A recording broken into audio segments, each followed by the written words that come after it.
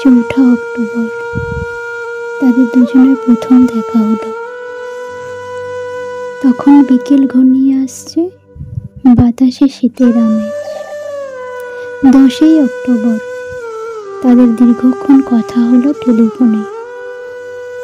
সেদিন ছেলেটি নতুন কেনা টবে গোলাপের চারা লাগালো।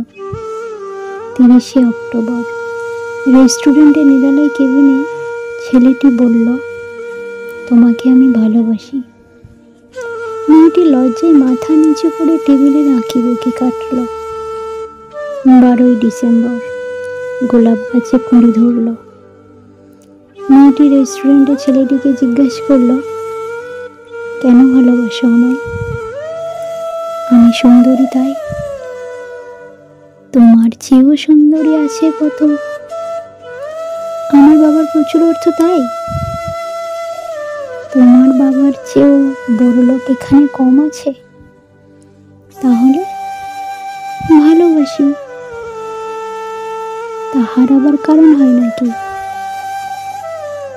মেয়েটি বাড়ি ফিরে টেলিফোনে বন্ধুদের সঙ্গে অনেক আলোচনা করল। সবাই এক বাক্যে বুঝিয়ে দিল, ভালো যখন বাসে তখন একটা কারণ তো আছে বটেই।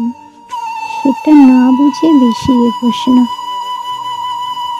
3রা জানুয়ারি মেয়েটি বলল, আমার কাছে কি চাও? কই, চাইনি তো কিছু। ভালোবাসো অথচ চাও না, তাহলে? না চাইলে যারে পাওয়া যায়।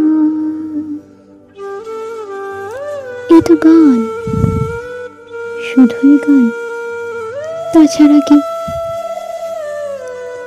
কিছুই যদি না চাও তাহলে ভালোবাসো কেন? ভালোবাসি, তাই ভালোবাসা দিতে চাই। তুমি সত্যি অদ্ভুত। 10ই ফেব্রুয়ারি দুজনের দেখা হলো মেট্রো স্টেশনে পাতালে।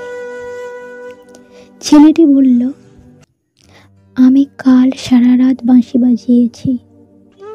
সারা রাত সেই সুরের মায়াবী আলোয় তুমি নাচছিলে।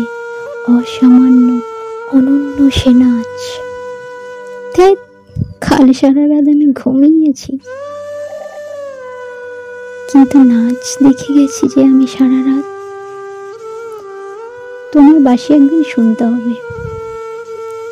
12ই মার্চ ছেলেটি বাঁশি বাজালো। মেয়েটি শুনল। সময় থমকে থেমে রইল অনেকক্ষণ। বাঁশি যখন থামল, মেয়েটির 2 চোখ ভরা জলে বলল, বাঁশি শুনতে শুনতে আমার ঘুম এলো আবেশে। আমি দেখলাম আমি নাচছি। মেঘেদের মাঝখানে তারাদের পাশে আমি নাচছি। আকাশে ফুলের গন্ধে।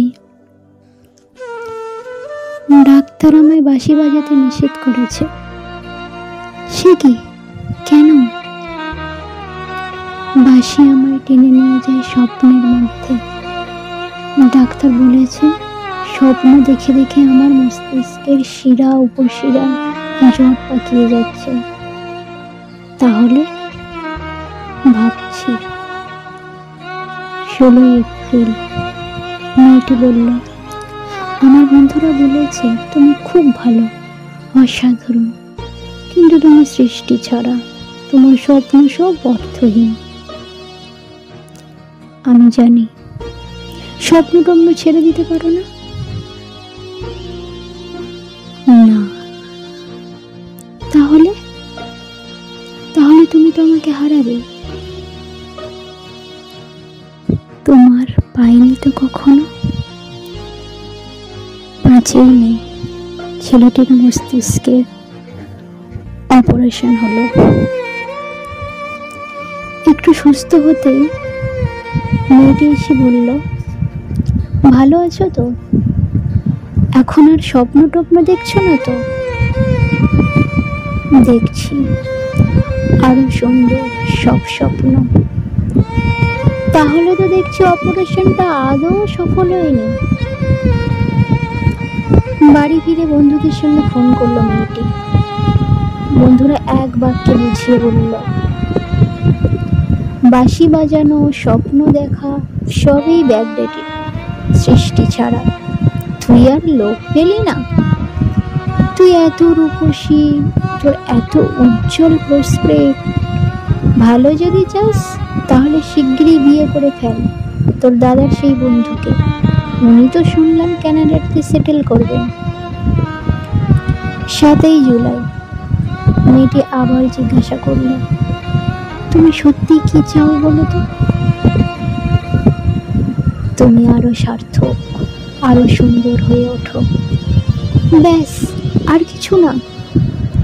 আর আর চাই স্বপ্ন দেখতে। ও, তাহলে স্বপ্ন তুমি ছাড়তে পারবে না? না, তাহলে থাকো তুমি তোমার স্বপ্ন নিয়ে। 12ই আগস্ট গোলাপ গাছে ফুল ফুটলো অনেক। সেদিন দুপুরে ছেলেটির মস্তিষ্কে আবার অপারেশন হলো। 13ই সেপ্টেম্বর ছেলেটি মারা গেল। 14ই সেপ্টেম্বর মেয়েটির শুভ বিবাহ সুসম্পূর্ণ হলো কানাডাগামী পাত্রের সঙ্গে। 20ই সেপ্টেম্বর গোলাপ গাছটি হঠাৎ ঝড়ে উপড়ে গেল।